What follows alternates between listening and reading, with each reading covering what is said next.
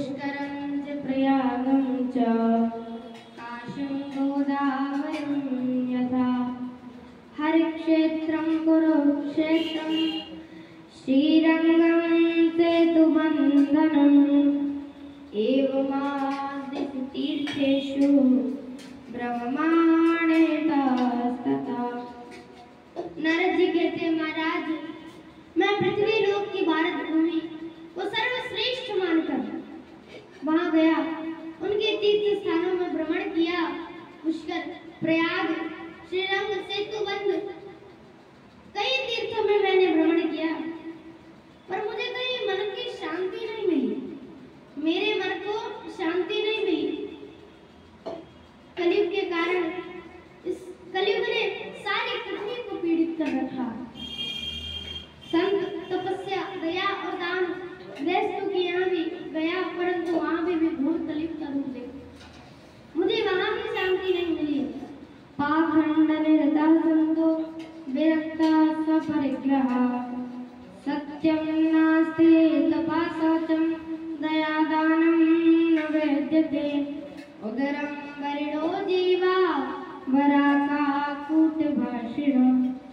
पाखंडः पापस्य खंडात् इति पाखंडः या पापस्य खंडम पाखंड। जो पाप का एक खंड हो उसे पाखंड कहते हैं।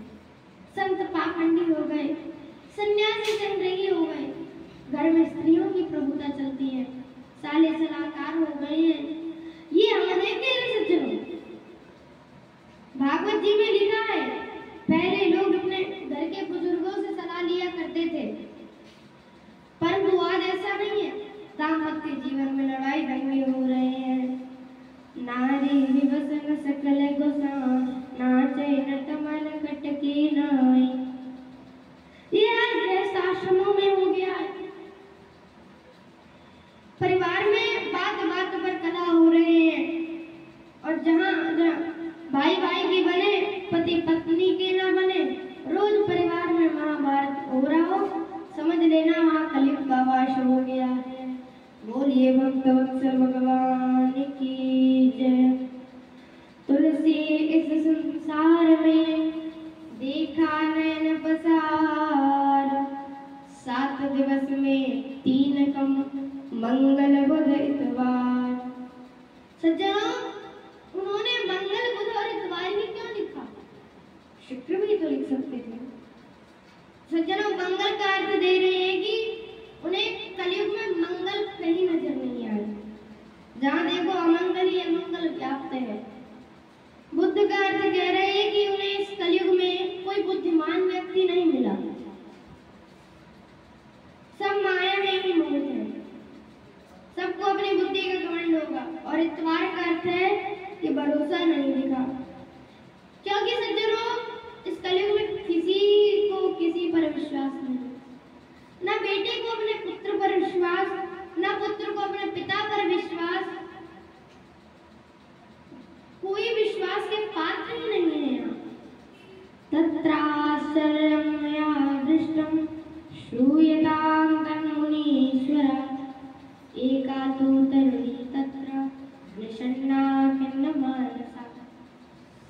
वहाँ मैंने एक बड़ा ही आश्चर्य देखा है कि एक तरुण स्त्री दुखी मन से बैठी है, और उसकी जंघा पर 2 पुरुष अचेत अवस्था में अपना सर रखे पड़े हैं, दुखी अवस्था में जोर जोर से श्वास ले रहे हैं, और वह तरुण स्त्री उन्हें बार बार जगाने का प्रयास कर रही है, परंतु वह उसी अवस्था में पड़े हैं।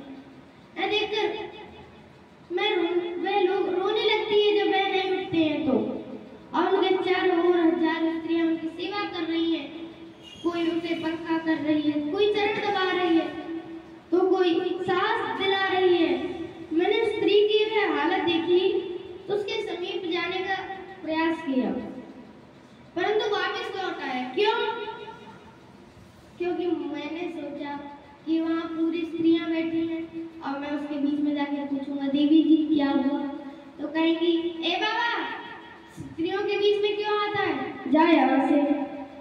तो यही सोचकर नारद जी वापस लौटे। तभी उस स्त्री ने बड़े दुखी भाव से मुझे पुकारा है और कहने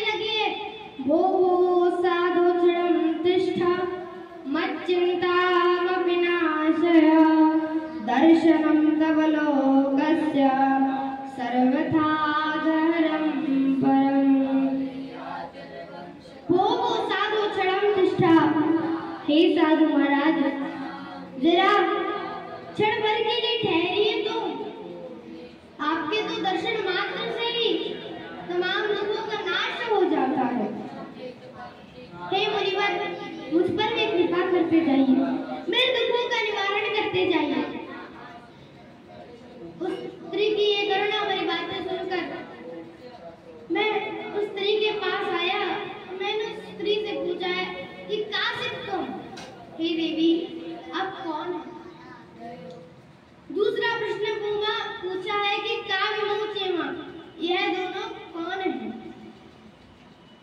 और तीसरा पूछा नार्या, और ये कमल के समान नयन वाली स्त्रियां कौन है? और आपके दुख का कारण क्या है? मेरी इन बातों को सुनकर उन्हें कुछ शांति मिली है और हाथ जोड़ करके कहने लगी है कि अहम भक्तिर्ते ख्याता एवं में तनयो मतो ज्ञान वैराग्य नामानो काल योगेन जर्जरो। हे मुनिवर, मेरा नाम भक्ति है और ये जो दो वृद्ध मेरे पास पड़े हैं, ये दोनों मेरे पुत्र हैं, ज्ञान और वैराग्य, जो काल के प्रभाव के कारण इस अवस्था को प्राप्त हो चुके हैं। मुनिवर, मेरे दुख का कारण सिर्फ यही है कि मैं नवयुवती हूँ और मेरे पुत्र वृद्ध। और ये जो देवियां हैं, ये सब गंगा आदि नदियां हैं जो मेरे दुख को दूर करने के लिए मेरी सेवा में उपस्थित हुई है। लेकिन इनकी सेवा के पश्चात भी मेरे दुख का निवारण नहीं हो पा रहा। उत्पन्ना द्रविणेशम वृद्धं कर्णाटके गता क्वचित् क्वचन महाराष्ट्रे गुर्जरे जीर्णतां गता। उत्पन्ना द्रविणेशम, हे मुनिवर, मैं द्रविड़ देश में उत्पन्न हुई, कर्नाटक में पली बड़ी, महाराष्ट्र में नवयौवन को प्राप्त हुई। गुजरात में आते आते मुझे बुढ़ापे ने घेर लिया। फिर मैं कई अन्य देशों में घूमते घूमते भारत भूमि के पावन धाम श्रीराम वृंदावन आई और धन्य ही वृंदावन, जहाँ आते ही मैं पुनः नवीन हो गई। बोलिए